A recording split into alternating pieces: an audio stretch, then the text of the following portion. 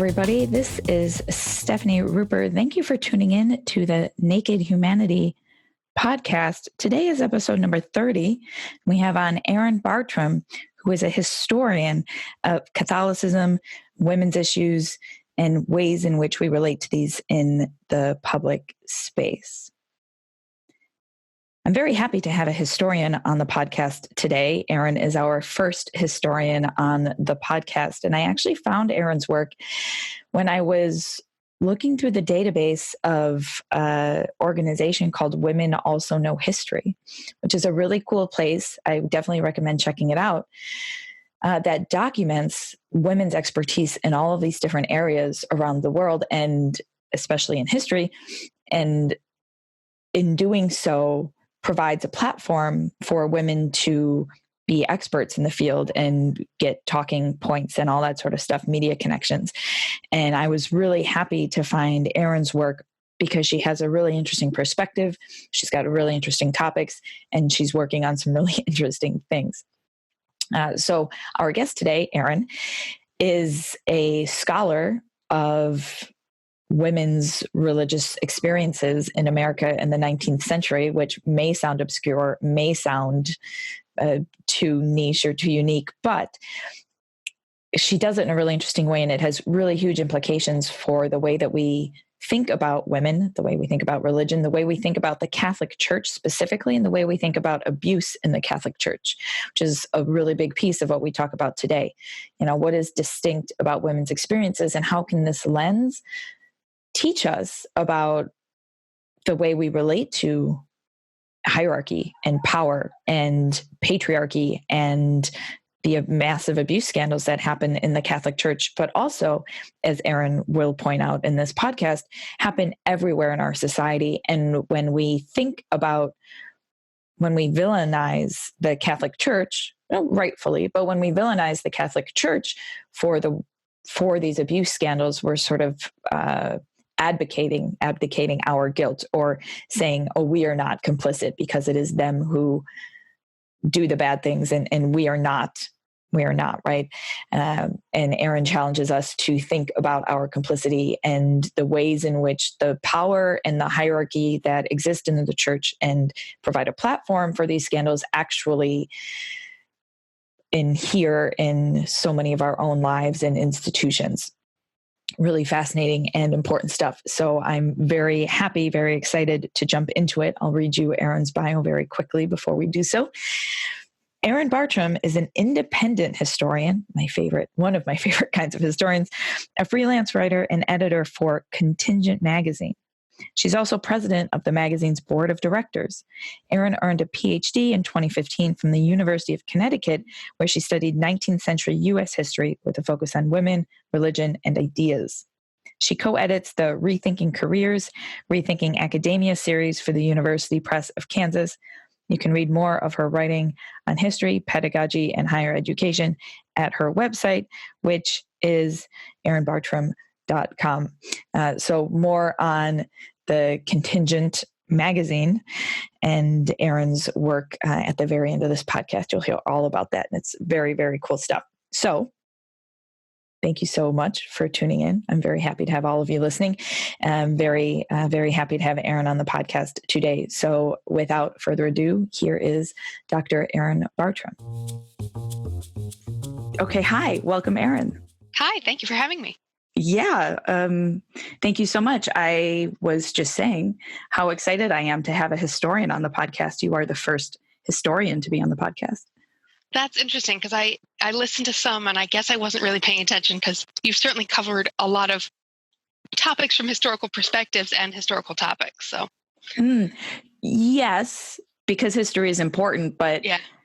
I don't know anything for real. You know, like I have a. Do any of us? That is a fantastic question, and I don't know how to answer it. I personally, I have ideas, right, about things that I've read about in history, but history is a discipline, right? Just like philosophy is a discipline, and there are nuances to how we look at the past and how we tell stories and all these different things that I think are often lost when you when you don't have that specific skill set of being within that field. And so that, I think, is something really unique that you have to share. Yeah. So I am wondering, I like to start out sometimes, and I think this could be good for me in the process of this interview, I would like for a bit of a summary in terms of what you do, what you're interested in, why you think it's important. What is it about these historical movements in religion and in women's experiences? What is it about this that is compelling or important to you? Well, I think it's important thinking about the disciplinary issue. It's also important to think where you come from within the field. In a sense, I'm distinct among historians who study religion in that I didn't initially come from that place. I wanted to study 19th century America and the history of women. And many of my colleagues, wonderful as they all are, come from backgrounds where they wanted to study the history of religion. And they go in, and then they find their path in different ways. So actually my work as an undergrad, the work that I did in history some of it had been in sort of early medieval England and France. And then I had fallen into a senior project on Jewish immigration and sort of dominant narratives of immigration, and then ended up in this place. And so when I came to the questions that I asked about religion, they were coming from a place that centered women in history. And so the thing that I was always balancing was we'd been, there's plenty of scholarship that talks about how men and women's experiences in the 19th century in America and in England, if they were obviously different and happened in different places, there was much more crossover than a separate spheres narrative would say, but that they were structured differently and supposed to be understood differently, and that these two groups of people were supposed to behave differently. And I just noticed that one of the things I was interested in, which was conversion to Catholicism, we only had scholarship about men, and they were being made to stand in for everyone. And I thought, well, if the experiences of men and women are supposedly so different, how can basically Orestes Brownson and Isaac Hecker tell us everything we need to know? Conveniently, the only published narratives we had, i.e. the only research you can do without getting off your rear end and going into an archive, is by men. So I instead just went out and said, well, let me find a woman and see what it was like. Because if you ever saw women, and it took me a while to notice this, if you ever saw women, they were never agents in their own conversion. They were always converted by a man, by a priest. And I thought, oh, that doesn't sound a lot like how women operate. So I went and found one. And in finding one, I found hundreds. They were all just there waiting for anyone to look. So. Wow. Yeah, that's really cool. This is definitely a tangent. I have another career in women's health, and I sort of built it off of reading studies and realizing that people were using men to talk generally about human needs, human biochemical needs. And I was like, nah, these are different bodies. And so I think that's really important, really important work. So what is it I know that this is a huge question, but what is it, generally speaking, in particular to the area that you work in, what was it that was different about the male and the female experience of religion? Yeah, well, the first thing was that, obviously, and this too, thinking about, it's not just women are different from a norm, it's that there are differences. So actually the first project I did before I found any of my actual dissertation work was on reading these conversion narratives and thinking about the way these men talked about gender in their own lives. And it was a lot of all these other men, Presbyterians and Methodists, tried to convert me, and I went away in my little hole and read Augustine like a hermit. And I'm a real, it was very much in the I'm a real independent, manly man. And it was in this period of kind of that ethos in Jacksonian America.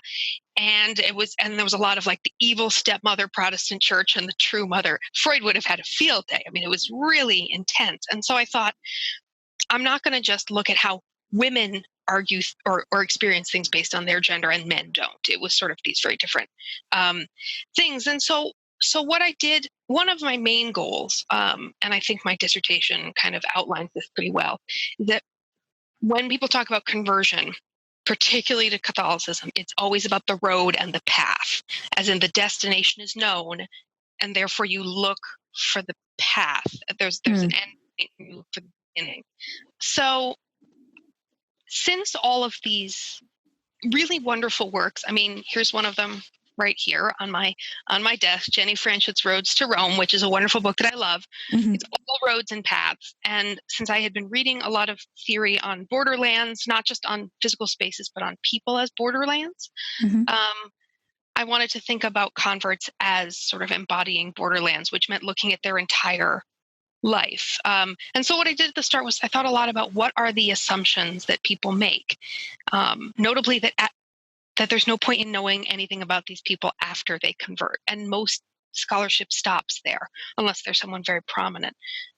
It takes us to there and then it leaves. So I sort of, for the first 20-something years of this woman's life, Jane Sedgwick, that's who I researched. She's Catherine Maria Sedgwick's niece. For the first 20 years of her life, I didn't really have to pay much attention to that because she wasn't a Catholic. And instead, I looked at creating her entire life. And one of the things I looked at was the space of female friendship, because that's obviously a very important space. Her father died when she was 10, and she was one of 40 cousins across 40 years. She had a huge, huge family and really spent a lot of time in spaces not dominated by women, but essentially run by women. And I'm glad that I did, because how did she become a Catholic? She had a friend who'd become a Catholic, who'd had a friend. And how did Catholicism become an acceptable religion for someone who was a Unitarian? I mean, Jane converted in 1853, which was not a great year to be a Catholic in America. But when you see other women like you who convert but don't appear to lose any social status, it becomes kind of more normalized. I also looked at the way someone's past religious experience shapes the way they convert. She had been raised loosely Unitarian, had been noted in her family for being very sort of rational and considered, but also very determined that her conclusion in her own time about things. And so she actually studied for about 10 years before she became Catholic. And one of the things that I think pushed her over the edge was she sort of had written to a priest saying, well, I don't think I'm going to get married, but I also don't think I want to be a nun, so I don't want to be doubly a failure in another religion. And he sort of said, you can be helpful the way that you want. And she converted.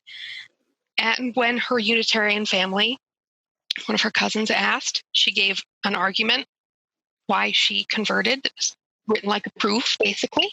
And then she said, I used my Unitarian rational background and I considered all my options. And if you don't like it, you're a hypocrite because you supposedly believe in the right of private conscience. The end. And then I looked at the rest of her life where she didn't disappear from her family. They didn't cut her off. None of that happened. None of the things that were supposed to happen happened. And she had as many problems as a woman dealing with her own family and control of her money as she did in the church.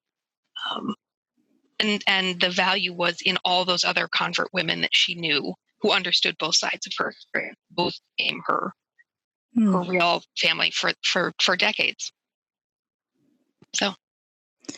Yeah, that's really fascinating. I find the ways in which we sort of depict or think about male journeys as very solitary, right? And female journeys as much more communal, right? And whether or not that's accurate, that's definitely the way that they are described, right? And the way that we tell these stories. And there is a lot of truth, obviously, to the communal nature of her experiences. It's still hers. in the end. And Right. the men who were reading Augustine in their little cottage, a bunch of them were doing it at a big communal living place up in Massachusetts. So, Yeah. Something that I have read you writing about is sort of this aura or illusion we have of the distinctiveness of the Catholic Church. yeah. Which I think is really interesting, and it's obviously been a part of American history for a long time. But I personally know very little about it. And so, can you tell me what this idea of Catholic distinctiveness is, and how it was a part of these narratives you looked at? Yeah, it's actually really a constituent part of American national identity. And this is obviously comes from America's colonial past. It increased after independence and took on new forms. But the colonists had their own fears about Catholicism as this sort of. I mean, it was really a token for all kinds of authoritarianism and control. Mm. And really in the early Republic, it was a foil for everything America wasn't going to be. So in America, we valued individual conscience and decision making because that is sort of part of a democratic identity.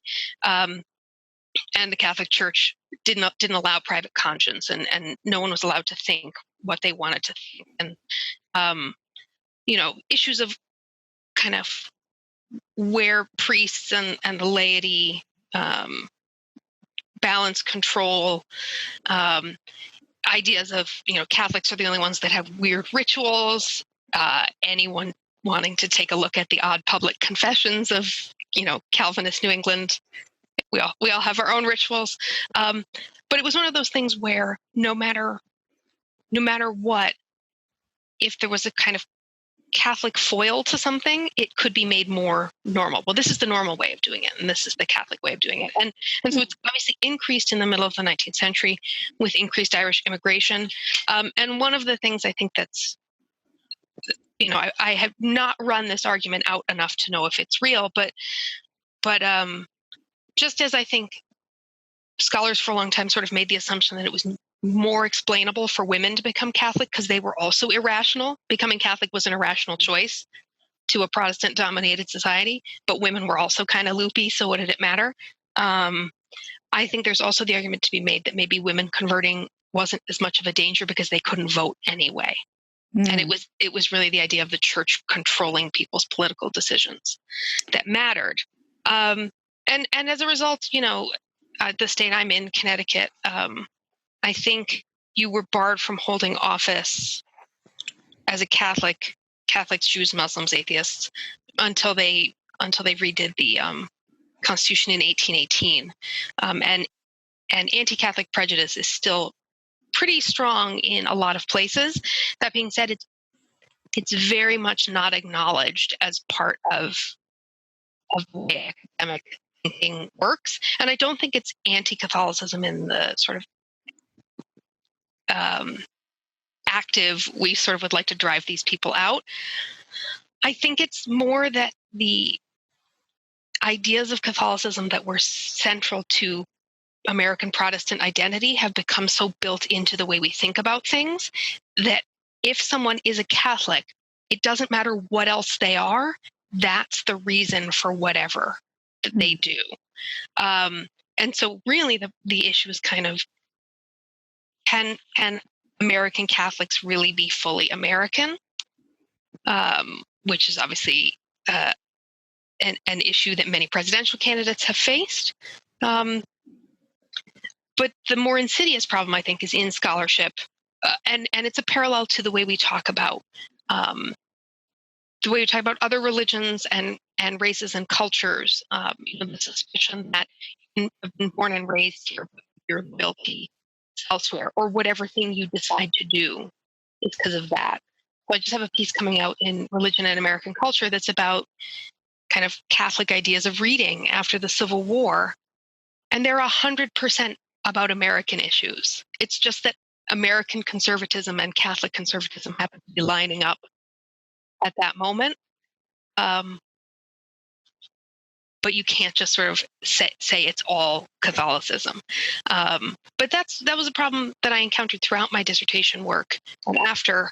It was, we don't need to ask this question because we know. Well, of course, she just converted to Catholicism because she was a woman and she probably needed an authority figure, and that's what the church provided. So it's these sort of dual, we know the nature of women and we know the nature of the church. I got mansplained at my defense. Don't you think she was just lonely? Huh. Yeah, there you go. Thanks. I didn't spend years working on this for that to happen. But I think it happens in a lot of different, essentially scholars will exclude non-Protestant religions from their analysis on the assumption that there is too much difference for them to fit. And I sort of think, well, if your narrative means that you have to exclude what is now the largest single denomination in the country, maybe it's not good. Or you could talk about the fact that you can have the largest single denomination in the country, and yet the culture is still dominated by this other religion. Right. So this is all very interesting to me. It is. I wrote down many questions. So, but I think most importantly, to what extent do these kind of ideas about Catholicism being too hierarchical, too authoritarian, not American enough, to what extent do these ideas endure today? I mean, a lot. And I think they do in the same way that they did in the past, because they allow American culture to say, we're not like that because we're not Catholic. And so to ignore those tendencies within our own society. I think they endure. One of the ways I see them endure, and this is a very simple one, but I've had enough data points that I think it's real. I've TA'd for a lot of sort of modern Western traditions, Western Civ type classes, and they always start with the Protestant Reformation, essentially. Mm-hmm. So students think that is the first time that anything in the Catholic Church ever changed. I mean, this is a longer problem with thinking nothing changed until the Renaissance. But one of the things students will always have to talk about on an exam is justification by faith alone works. And if a student gets that question wrong, and they often do, it is always in the same way. It is that the Catholic Church believed in justification by faith alone, and the Reformers believed in good works. Because, well, the Protestant Reformation was about liberation, and the Catholic Church is authoritarian. Setting aside, why would you get rid of a thing that said you had control over your salvation for a thing that said you didn't? But it's always, the Catholic Church is hierarchical and authoritarian, and it tells you what you have to believe. So one, you don't have any control. It happens consistently. It's one of the hardest things to scrub. But then you also encounter it in sort of like having to be like, no, we're allowed to eat, meat all the time and stuff. That there are those small things, but I think you see it a lot and I think you've seen it a lot in discussion. Like when Pope Francis came to America, I saw someone, I think it was Father James Martin, sort of saying it would be great if reporters could use some of the correct terminology, like say, mass or priest instead of minister, just some of these things. And the reporter was like, I can't be expected to know every little religion's ideas. And it's like, well, it really isn't a little one. Right. I mean, you also can be if this is your beat, but so it's just this sort of persistent idea that there's something just not right about those people. Their loyalty, or even if it's not about loyalty, like they do weird things that the rest of us don't. But I think it persists in other parts of the country more. I'm in New England, and despite the history, I'm not sure it's as strong here. But I have many friends in the South who would argue that. And though I have also experienced the You'll hear a lot, are you a Christian or are you a Catholic? Is a common way to be asked. Hmm. Oh, yeah. Yeah, that's very interesting. I've spent a little bit of time looking at the modern religious landscape and conversions, and because I work in secularism, trying to understand what that means. And one thing I found, and this is somewhat anecdotal based on, people I know, is that Catholicism in this quality of distinctiveness is almost has an appeal now. And I wonder, right, if in this sort of increasingly secular world, there is a new sort of invigorated kind of draw to what I think you were referring to as the weirdness of Catholicism, which is the ritual and the long, saturated, if tumultuous history and the performativity and all of that sort of stuff is almost making a comeback. Yeah, and I think, we joke about the zeal of a convert. Jane went to matins all the time and did all this kind of stuff. Some of it was because she didn't have to go to work like other people. But I think one of the things that it can do, and I think it's a bit exoticized, I think Catholicism being the space where ritual happens is a way of saying there isn't ritual here. And going into a Protestant church, as someone raised Catholic, there is a lot of ritual. You just don't see it. So these ideas about where ritual happens, Catholicism is weird, and it's one of the reasons that it's great to study. Some of the younger Catholic historians in American Catholic Historical Association and I have been joking, like next year we should have a raffle, like a door prize, or a bring your weirdest piece of Catholic ephemera sort of a thing. But I think that one thing people want to be careful about when they have this movement, and I think there's this draw, is that they are encountering Catholicism as it is, not as they imagine that it is. And that is, I think, a big thing for converts in general. I first encountered a lot of this, among Episcopalians who saw the Catholic Church as a more conservative refuge over issues of homosexuality. And I was like, I don't think that it's going to be what you think it is. I'm just telling you, I don't think that it is, because in America, what those orientations are as shaped by region as anything else. Every major Protestant denomination split in the 19th century over slavery. Obviously, Catholicism didn't, and it had a slightly different orientation towards slavery anyway. But it was just, you thought differently based on where you live. And, I have a friend who's Catholic, grew up outside of Atlanta. Her Catholic church had altar calls and a whole lot of things that they would never have in Connecticut. But I think there is a lot of weirdness there. That being said, if you grew up in that weirdness, a praise and worship band seems real weird. So, but I think there is that, and it's interesting for me to see the Catholicism that people seek out versus the lived Catholicism I think that many cradle Catholics grew up with. There's obviously a tension that I saw in my research. Most of the Catholics that these converts knew were not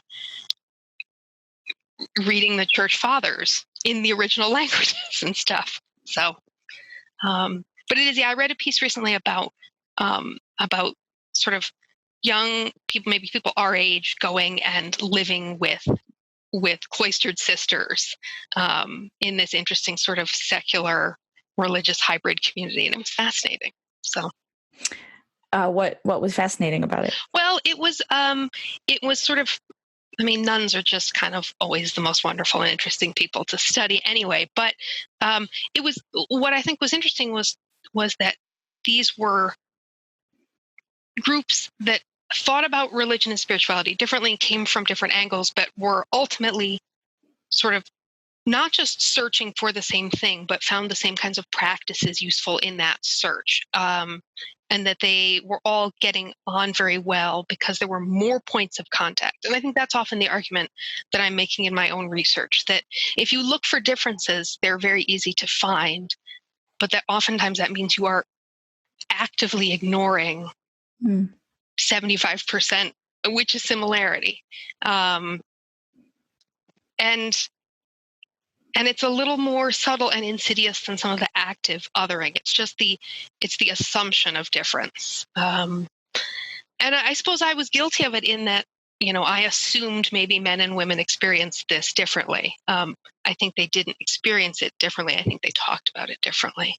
And that experiencing these searches together seemed to have helped these two groups see that they were doing things very similarly, even if they talked about them in different ways. Yeah. So are there, or is it an illusion that are there differences, generally speaking, between the experiences of monks and the experiences of nuns, right? Because they're very separate worlds. And so I think it's very easy or interesting to try to compare and contrast. You mean between those two groups? Yeah, the monks and the nuns, yeah. Yeah, I mean, and I think, one of the little tiny pedantic things, and I shouldn't have been so careless with my words. I should have said women religious, because of course nuns are generally cloistered and sisters are not. I mean, I think in American history, both, but way more nuns played. I mean, I'm not sure how familiar you are with the literature of like the sexual depravity that goes on in nunneries. Oh, this was. I wonder if I can. I don't think I have a version. There were several sort of best-selling books of. I went to a nunnery to be educated, and then this was all there was horrible whipping, and the priests were raping people, and et cetera, et cetera. And so that was it was this weird imaginative space for Protestants that like all of this was on there. I mean, I think there are really important differences for the study in one sense, that vows of poverty mean something different when you're not allowed to own property in your own right anyway. One of the differences in studying women's history in a Anglo-European world in general, that people who mostly study men don't understand. Like, imagine if the person that you're studying had a different name for the first 20 years of her life, but you didn't know what it was, and so you couldn't find her anywhere. Now imagine when she's widowed, she becomes a nun and changes her name again, and you don't know her last name. Just simply tracking women religious is incredibly difficult because of those name issues. In the US, there's a much sort of longer and more prominent history of women religious as educators. You had the Georgetown convent very early, the Charlestown convent, the one that's burned outside of Boston.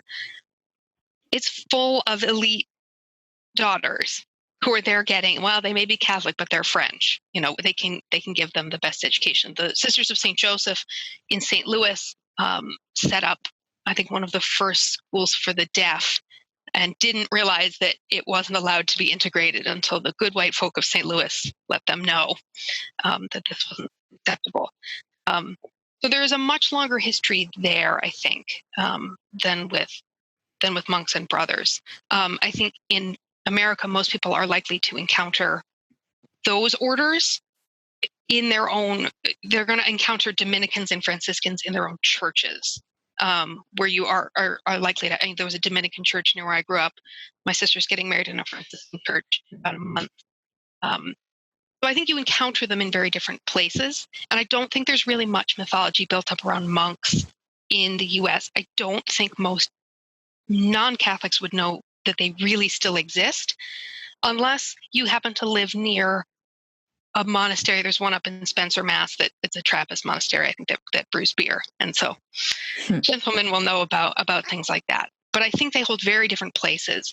If you were going to ask most people in America, I think they'd think there are priests and there are nuns, which helps reinforce this idea that sort of, there is no female equivalent. There are no female priests, but there actually are male, members of religious orders that are on the same level with nuns, but you just don't talk about them, which kind of reinforces as a hierarchy.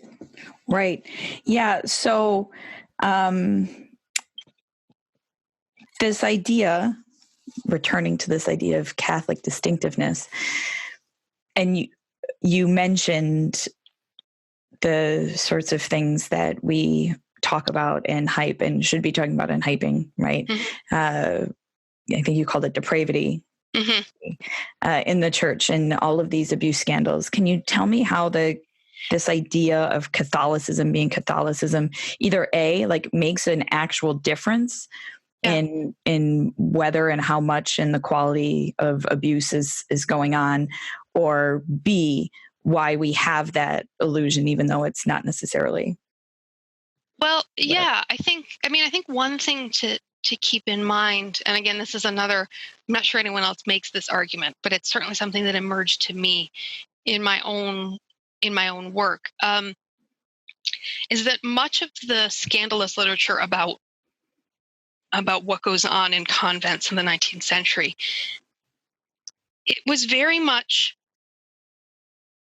this is a world where the family order is perverted. These are sisters and fathers, but it's the wrong kind. So it's not so much these are horrible, abusive places where who knows what goes on, and there's all this BDSM happening in convents, which is basically what we're talking about. It's not, oh, my poor daughter is under this horrible authority and that's bad. It is, she is under the wrong authority. Someone else is controlling her body, not her family. That's the appropriate space in which, it's sort of that the problem isn't the control, it's that the locus of control has shifted. Now, that being said, a friend of mine, I was part of this larger panel about how we think about studying things like abuse. And, he made the argument, do we want to revisit these bits of scandalous literature? Some of them are sort of very documented fakes. Some of them are not. And how do you deal with accusations by women of sexual abuse that are also happening in a climate where people are burning down churches of this denomination? So how do you really kind of work on that? But I think where we see it manifest is not, and I want to make it really clear, I'm not in any way saying that the behavior of the church hasn't been monstrous, but I think it continues to function as an imaginative space where the monstrous behavior happens because it's endemic to the structure and culture of this place. Whereas when it happens in the rest of society, it's a few bad apples. It's not a systemic thing. And that's why I think talking about the fact that it can't all be down to the fact that people are Catholic. They're all raised in America. They report to American police. And every time I hear an argument explaining why the abuse crisis happened in the church because it was Catholic, I can't help but respond, why does it happen anywhere else? And I think particularly in the past year or so, in last summer, within the space of a month, the Pennsylvania grand jury report came out on the abuse crisis in the church. And then a report came out about rampant sexual abuse of teen girls at the private school near where I grew up. And then about one of the professors at the college where I went, and then a faculty member. And then we had the Kavanaugh hearings. And then I hear, but it happened in the Catholic Church because of things that are distinctly Catholic. Because of what? Sorry? Because of things that are Catholic. Like it's because you hear the argument, well, it's because of celibacy. And I have heard that from some incredibly distinguished and brilliant people. And I'm like, that is about the dumbest thing I've ever heard. Because your argument is that, therefore, it doesn't happen in the world where celibacy doesn't exist, which is patently false. But more insidiously, you're making the argument that men just have uncontrollable sexual impulses, and that this is happening because women aren't willing to contain those sorts of things, that we should be there to siphon this off. So again, it's shifting responsibility. And I think we see the role of distinctiveness. There's very much the argument, why would you be part of the church anymore? Virtually every major gymnastics program has had this happen. And no one says, why would you let your kid do gymnastics? I mean, there just isn't that inherent response. There was a massive uncovery of all of this kind of behavior in the Southern Baptist Church, maybe 2 months ago. And I think a lot of it has to do with distinctiveness, but I do wonder how much of this has to do with patterns of record keeping and bureaucracy and control, that the hierarchical structure of the church does allow for this. We can move priests around. Less hierarchical church structures allow these people to move themselves on their own, but with even less documentation. So thinking about how cultures of record keeping and bureaucracy provide us with evidence to look at these things, and the existence of records that say a thing happened are useful, but they don't imply that's the only space in which it happened. And that's kind of one of the dangers for historians. How indicative is this of anything broader? And if there isn't any evidence for us to look at, what does that mean? So those sorts of things seem pretty important, particularly when we're talking about, because a lot of them seem like there are 1,000 reasons to be mad at the church, absolutely, for doing these sorts of things. What I do see is a lot of people looking for a reason to say it was Catholic, therefore it's not a thing that I am implicated in. It's separate from my culture. It's not all Catholicism. And you can say it's super patriarchal. So is the rest of the society in which these people lived. So I think that's something I'm always kind of thinking about. Like, are we magnifying a difference because it helps us separate ourselves from a thing that we're uncomfortable with, and therefore we're not responsible for fixing. If this had happened in another denomination or another group, and it was really drove home to me by a student who wanted to do research on the history of this, but he was 18 or 19, and for him the main thing wasn't the Catholic Church. It was the Larry Nassar scandal at Michigan State. And he wanted to look at sort of, why do people cover these things up, and ended up looking at some of the earliest Title IX cases, and was disturbed to find out it was because they didn't think any of this was wrong. They didn't agree with the law, and they thought this behavior was fine. But he sort of saw it in a different space and didn't assume that this had to do with religion, and therefore he didn't look at any of that stuff. So I think that's kind of an important thing when we reach for explanations. Are we reaching for an explanation in which we cannot be implicated culturally in any way? Sorry, are we reaching for an explanation in which what? For some kind of explanation that doesn't implicate us culturally. So we're separating Catholicism out from American culture and blaming that part of saying, well, it's nothing that I can do anything about. It's because of their it's because of their kind of patriarchy, not the one that I live in. Right. And it's hard because that argument it's in essence not saying the church should be excused for things, saying don't use the church to excuse everything else. Like, not that it's better than you're saying. It's terrible, but also so is everything else. Yeah, I think that's an excellent point. I think that there are definitely dangers to, right? Certain systems can develop patterns and over time, right? And power is a problem, and the church is definitely powerful, but power is everywhere. You can't escape power. Yeah. So thinking about what in this situation, when you look at something like rather than assuming that the differences are the thing that made it happen, sort of actually looking and figuring out how much did this matter? I mean, it was kind of what I had to do with the life of all of these converts. Rather than assuming it had transformed their lives entirely, I just looked at what happened. And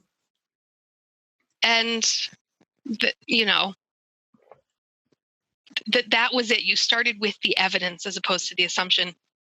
And the danger, I think, of ideas of distinctiveness and difference is that it short circuits the search for evidence most of the time.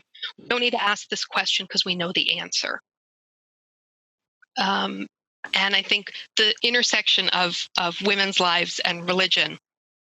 I mean, the first response to my dissertation question from a lot of senior scholars when I started was, well, there probably aren't any. I mean, it was just the assumption that no one like these people existed because we knew that they wouldn't have. We knew the answer, so they're not there. And there's actually thousands of them in all of the most prominent families in New England. But when you think you already know what it is, you don't ask. So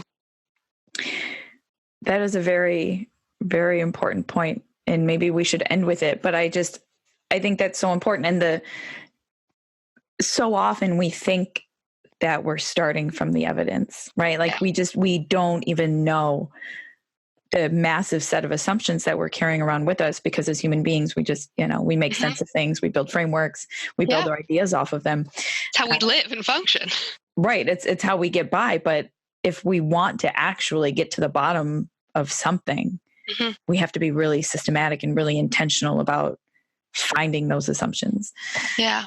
And I think that in some ways, it was easier for me to see or to sort of feel that those assumptions were built in because they were intersecting with another category, and because the language was very familiar to me as a woman in other ways. The sort of, we don't need to ask what's in her head because we already know. And I thought, well, she left a lot of papers, so let's just read them to be safe. Yeah. And that's an assumption that we carry about women all the time, right? And questions of consent, like, well, I don't need to ask because I know that she wants it, I know it more than she knows her own mind. I mean, the idea that it was, if framed in a positive way, it was sort of like she met a priest and he told her about things and it was good. The bad way was she was seduced by a priest. And really what it was all these women did all the work, basically passing books around and counseling each other. And then when it was time to do the stuff with the water and everything, a lot of them were Unitarian, so they hadn't even been baptized. The women decided amongst themselves who would be the best priest for you to go to. Who is the best confessor for you? And then they brought the guy in as the closer because he had to do the sacraments. But it was basically all their choice. Who's the priest who's going to understand and respect you best? We'll find them. That is very cool. So I want to wrap up, but I also want to hear a little bit about the work that you're doing in disseminating history to the public in your new magazine, if you want to talk about it. Yeah, so I'm not on the tenure track. Last year, after 3 years on the market, I had not gotten a job, which is unsurprising. And I left and I wrote a little bit about it. And so a friend of mine had an idea about, there's an awful lot of people who aren't getting jobs, but who have a lot of work, and they're still pressured to publish that work in academic venues. And to be quite honest, it feels like, well, you weren't good enough for a job, but we'd still like all of your work. Please put it in this paywall journal you won't be able to access for no money. And we sort of thought, what if we had a magazine that focused on the work of non-tenure track academics, but that paid them for this work, and that sought to publish kinds of history that don't get published in lots of magazines and newspapers now. There are a lot of opportunities for publishing history. Not all of them pay, but they still tend to privilege kind of 10 ways that Trump is like James Buchanan kinds of things. And we thought, We'll get people who are not on the tenure track. We'll get them publishing the kinds of history that often don't get published, and we'll get them publishing for audiences that aren't the presumed audience, and use them to sort of not just talk about history, but to talk about the doing of history. And so we're attempting to run it. I mean, it's a nonprofit, but we're very committed to the idea of paying people for this work, and we're very transparent with our pay rates. And we essentially raised enough money to get us to, we're 3 weeks into our first month of publishing. We have enough to get us through April. And really, it's an open question. People want this stuff. Do they want it enough to pay for it? And it's nice to start from that position, because if the answer is no, then we, as one of my friends said, you're like one of those zines that published for 3 months in the 90s and becomes a cult favorite because it doesn't publish anymore. We just won't put this out if there isn't the money. So for tenured faculty who say, oh, I wish there was something I could do, but my dean, I can't get a line. Well, this is a thing that you can do. So yeah, and we've published some interesting pieces on hunting for living dinosaurs and white men avoiding the Confederacy hiding in swamps, and a wonderful comic about museum exhibits that has gone pretty viral. So we're doing a piece this week on the history of a cookbook in India, and the history of circuses under the Nazis. So yeah, trying to do some interesting stuff from people who don't have a secure job as historians most of the time. That's really great. What's it called? The magazine is called Contingent. So obviously play on the contingencies of history and contingent academic labor. I like contingent faculty. Yeah. Which for listeners who aren't in academia is a word, contingent faculty, for people who don't have steady jobs. Yeah. Provide a course. Yeah. It also happens to be one of my favorite words. Good. It's got a really nice meaning to it. It's very symbolic, contingent. Well, that's why I love art. We paid someone to do the graphic work because everybody gets paid. And we talked through contingent with this senior at a nearby university. We talked through the meanings of contingency, and the logo that she came up with for the magazine. It was one of those things where we all saw it and we were like, that is the most perfect depiction of this concept. Really great. That's awesome. Okay, cool. So people can find that by Googling. It's contingentmag.org. I think we are now the number one result at the start. Contingencies magazine is the magazine of the actuarial and insurance industry. And they came up first. Okay. Good to know. All right. Well, thank you, Erin. Thank you, everybody, for tuning in. This has been enlightening for me. I will be back next week, and I am again very grateful to you, Erin. So thank you very much. Yeah, take care.